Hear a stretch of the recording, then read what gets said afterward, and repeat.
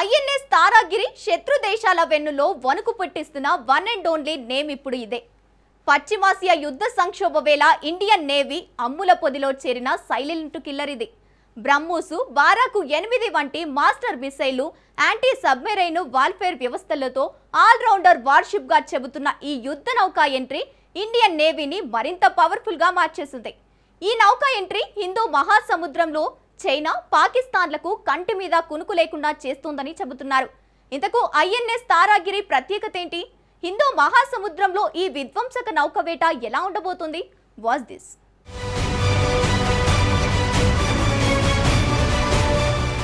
Indian Navy అమ్ముల పొదిలోకి silent killer entry.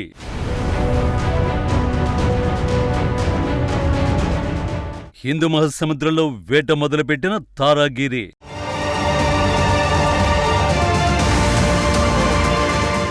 INS Taragiri ఇండియాకు గేమ్ చేంజర్ కాబోతోందా?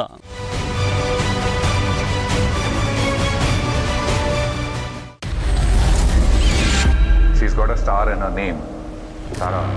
జస్ట్ 35 సెకండ్ల నిడివి ఉన్న ఈ విజువల్స్ చూస్తే శత్రువుల వెన్నులో వణుకు పుట్టడం ఖాయం. ఎందుకంటే ఇది కేవలం యుద్ధ నౌక కాదు, 28 నాట్ల వేగంతో దూసుకువెళ్లే విధ్వంసం. దీని రాడార్లోకి శత్రునకు వచ్చిందంటే ముక్కలు ముక్కలవ్వాల్సిందే. సబ్మెరైన్లను వేటాడడంలో దీని తర్వాతే ఏ యుద్ధ నౌకైనా.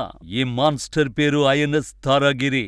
విశాఖ నేవల్ డాక్యార్డ్ లో జరిగిన కార్యక్రమంలో కేంద్ర రక్షణ మంత్రి రాజ్నాథ్ సింగ్ చేతుల మీదుగా దీన్ని కమిషన్ చేశారు. ఈ కార్యక్రమంలో సిడిఎస్ జనరల్ అనిల్ చౌహాన్, నౌకాదళాధిపతి దినేష్ కే త్రిపాఠి, ఇతర ఉన్నతాధికారులు పాల్గొన్నారు.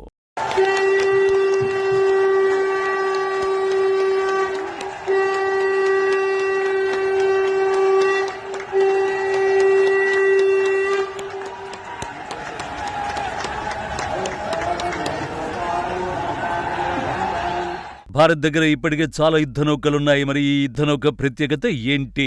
ఈ ప్రశ్నకు 3 సమాధానాలున్నాయి. స్వదేశీ సాంకేతికత, శత్రు రాడార్ కి చిక్కకపోవడం, బహుముఖ యుద్ధ సామర్థ్యం.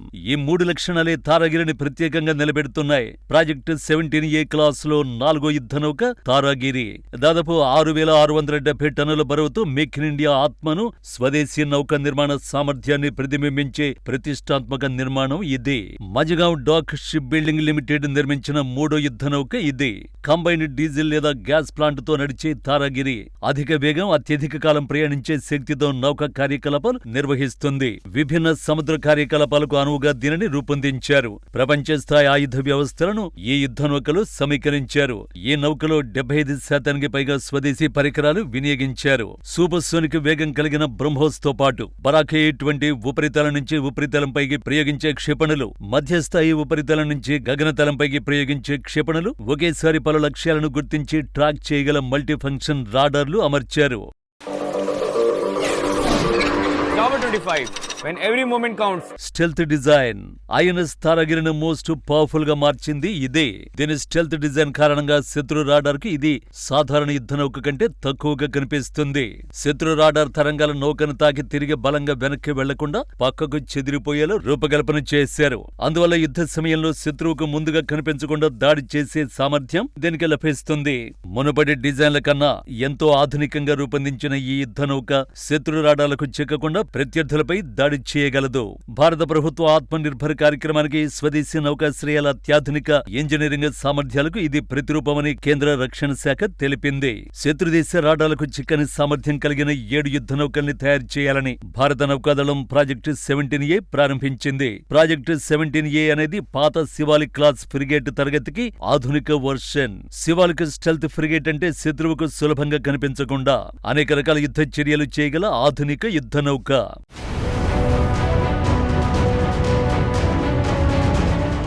మరోవైపు ఈ ప్రాజెక్టులో మొత్తం 7 స్టెల్త్ ఫ్రిగేట్లు నిర్మిస్తున్నారు. నీలగిరి శ్రేణిలో అత్యంత అధునాతన 7 గైడెడ్ మిస్సైల్ ఫ్రిగేట్లను నిర్మించే ఒక ప్రతిష్టాత్మక ప్రాజెక్టు ఇది. ఐఎన్ఎస్ నీలగిరి, హిమగిరి, ఉదయగిరి, దునాగిరి, తారాగిరి, వింధ్యగిరి, మహేంద్రగిరి ఉన్నాయి. నీలగిరి, ఉదయగిరి, తారాగిరి, మహేంద్రగిరి యుద్ధ నౌకల్ని ఎండిఎల్ తయారు చేస్తోంది. హిమగిరి, దునాగిరి, వింధ్యగిరిలను కోల్కతాలోని Garden Reach Builders and Engineers నిర్మిస్తోంది. వీటి కోసం 75% భారతీయ పరికరాలు పరికరాలు, మెటీరియల్ ని ఉపయోగిస్తున్నారు. ఈ నౌకలను 2019 నుంచి 2023 మధ్య ప్రారంభించారు. 2024-2027 మధ్య పూర్తి స్థాయిలో నౌకాదళంలోకి ప్రవేశించనున్నాయి. ఇక గత ఏడాది ఆగస్టులోనే ఐఎన్ఎస్ ఉదయగిరి, ఐఎన్ఎస్ హిమగిరి అనే 2 యుద్ధ నౌకల్ని విశాఖలో జరిగిన కార్యక్రమంలో నౌకాదళంలో చేర్చారు. తారాగిరి 3వ యుద్ధ నౌక.